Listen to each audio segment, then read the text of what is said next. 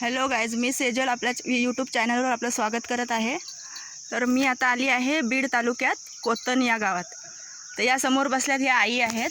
आई, तुमचं नाव काय? पद्मिनी पद्मिनी पद्मिनी बबन घोशीर। अच्छा, तुम्ही काय करता? आम्ही शेती करतो।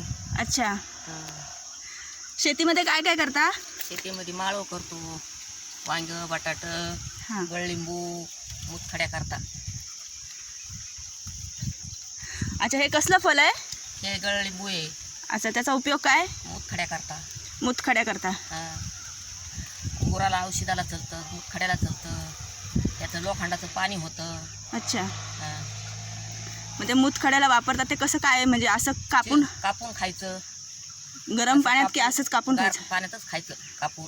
अच्छा, आणि मुतखडा जळून जातो। गळून जातो। अजून आपण जर जनावराला काही लोखंड खाल्लं, लाखांड खाल्लं तर त्याच्यातलं पाणी होतं। त्याचं सुई टुचली तर ह्याचं सुईचं सुद्धा पाणी होतं। अच्छा,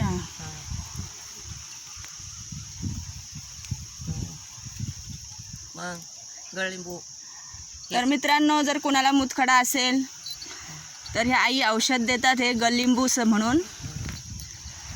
तर इकडे येऊन भेट द्या त्यांना। गाव कुठलं? कोतन। कोतन। कोतन, हां. बीड तालुका, कोतन गाव। हां. अजून काय काय करता तुम्ही? अजून काय ना, शेती आता ही ऊस लावतो, रस करतो। अच्छा, अजून ऊस आहे, रस आहे आपला, अजून माळवं।